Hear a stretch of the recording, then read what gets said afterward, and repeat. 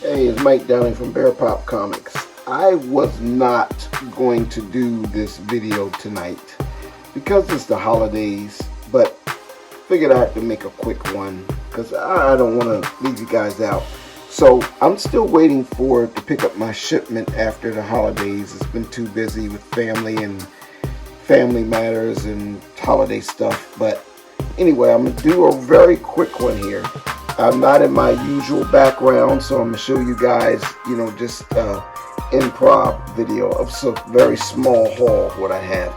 So what recently came in was Geiger Volume 1. I told you about this character, and this was a character that came from the Ghost Machine line from Image. So I probably showed you these single issues, but art is amazing. The team is Jeff Johns. He used to work with Marvel Comics, did Avengers and a couple other things. Gary Frank, Brad Anderson, and Rob Lee. Very interesting book. Of course, it's a radioactive hero in a dystopian future, and it's amazing. I can't wait to read it. I want to check it out. I wanted to add this last week to my Image comic special episode, but it hadn't come in yet, so I can add it. So being that this was the main one that came in, I'm just going to go through some of the older graphic novels that I got before I pick up my next shipment from John.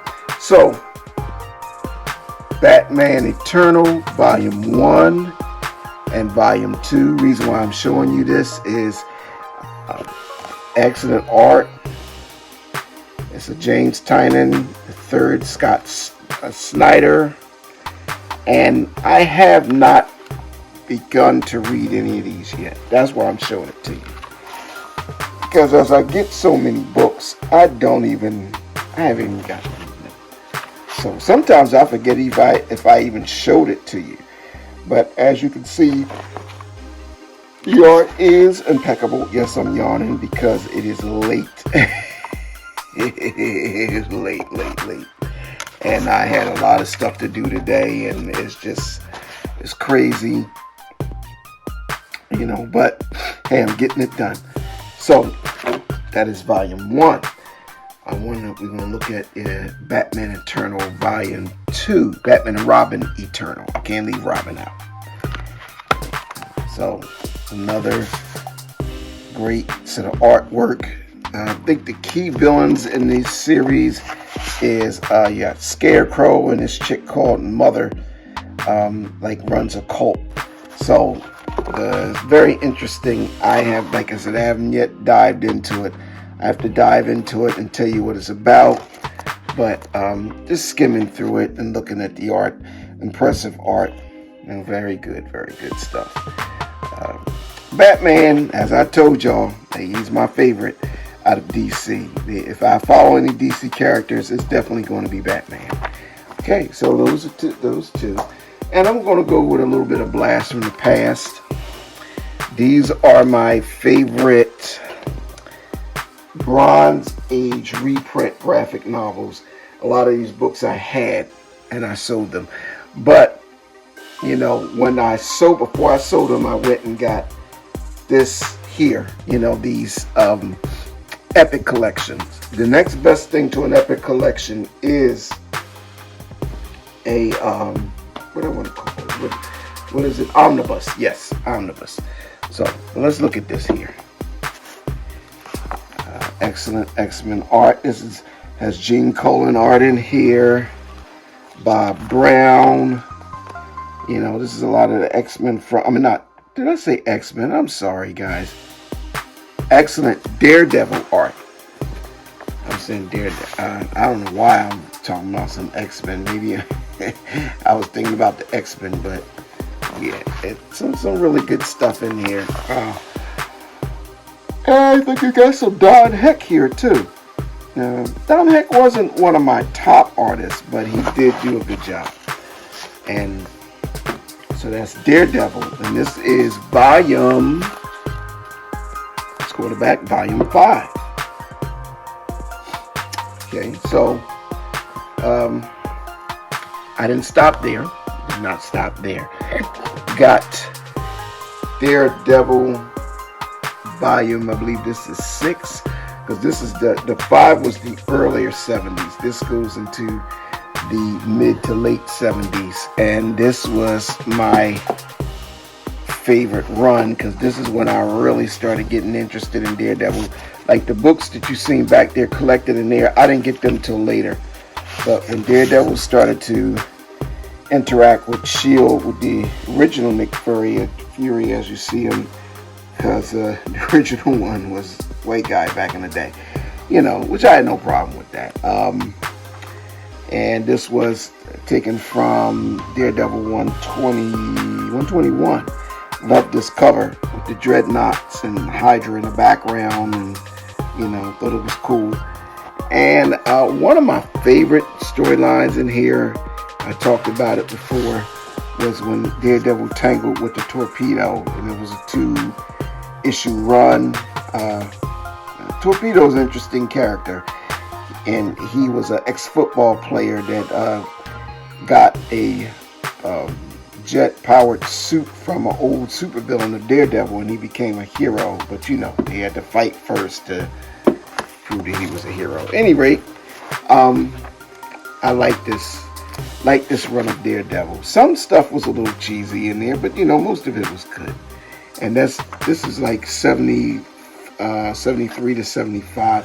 This is when I got into Daredevil, reading Daredevil, and I thought the whole thing with him and Black Widow, I thought Black Widow was hot, you know. So yes, for all the people who only do the MCU, Black Widow really got a lot of attention in Daredevil. She used to date Daredevil. I know everybody thinks that she dated Tony Stark, and you know, that's how they redid it in the you know, the other version of Marvel, but she originally dated Daredevil. So that's another story for another day. And I have some classic Incredible Hulk, which this one, if it's not this one, nah. The other one I left in the other room that contained the first appearance of the Wolverine, because that's the only way I can afford that right now. I can't get that. I had the real book and I let it go as a kid, and I wish I never did that. But you know, this has some very interesting stories. I want you guys to know something, and I don't know if you do know this. Herb Trimp, who actually drew a lot of the Hulk stuff in the 70s, he was the actual creator of the Wolverine. And from the documentary that I saw, he didn't get the, you know, Marvel played pretty tight on their business. He didn't get to own any rights to it. So what wound up happening is he got a little older, and the styles for Marvel had changed, and he tried to keep up with the times, and they had, you know, he couldn't, and they let him go. And they said he died pretty much penniless. You know, it was a sad story, but he was a great artist, and he actually brought the Wolverine to the table. But what can you do? Sometimes that's how things work. So we had that, and we have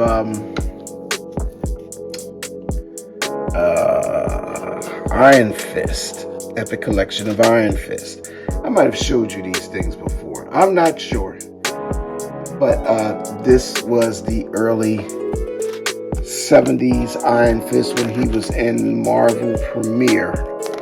And when you were a kid and coming up in the 70s, and Kung Fu was like the hottest thing, you know, with Bruce Lee and Enter the Dragon and so forth and so on. Marvel had some hot martial arts heroes. They had him. They had Iron Fist. They had Shang-Chi, the original Shang-Chi, not the newer version that you see in the movies.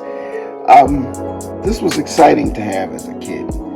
You know, I still have this actual issue here, but you know, these things I love reading this stuff. sometimes I'll pull it out again and again. The stories are very interesting. And with the way Iron Fist fought villains, he didn't fight just your regular martial arts villains. He fought a lot of different type villains with superpowers, and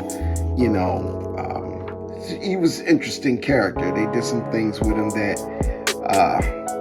just took him out the box. So I guess they felt like they had license to do that in the movies. But Iron Fist was fun to read, So. And we have our last one for tonight, because I'm making it short because I am tired.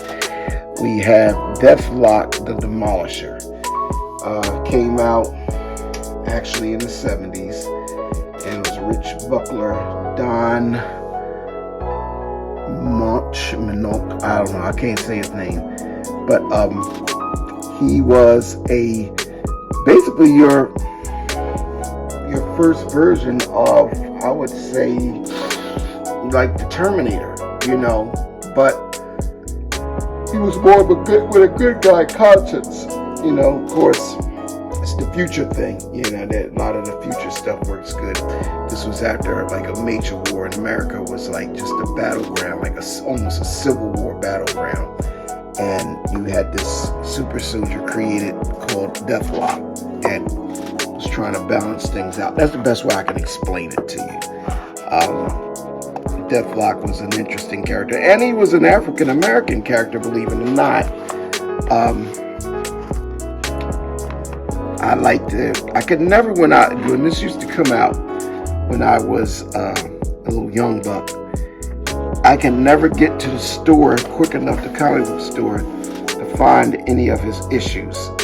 I've got like one of them, and after that I couldn't find any of his books, because every time I tried to get there, somebody always gobbled them up. So, but as I got older, I actually just got these. This is good enough until I can get the actual Deathlock books, the 25 centers, which is now not 25 cents. I think most of his books you can get them for $5 or $10. So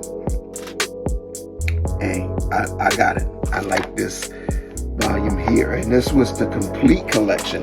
This even goes to where he came later on, was traveling time, and was in some of the Marvel 2-in-1s with The Thing, which was an interesting series. And I was happy to pick it up. I got it for cheap. So that is my haul for tonight. I have new books coming in, but I have to pick them up. And you guys probably won't see any content unless I pick up these books. So you might be looking at new content in the new year. I think I got to take a little break over the holidays, because this is really taxing. There's a lot of stuff going on that I can't even get into, guys. But I enjoy you sticking with me, and I'm going to be working on the new webcomic soon. It could do another installment of The New Girl. Could introduce some quick short stories of some other characters I have. But right now I got to take a break because, I got a lot of things happening. So this is Mike Downing of Bear Pop Comics, and just telling you, just keep searching for good comics. Enjoy what you read, and I wish you a happy holiday and Merry belated Christmas to all those out there. Peace.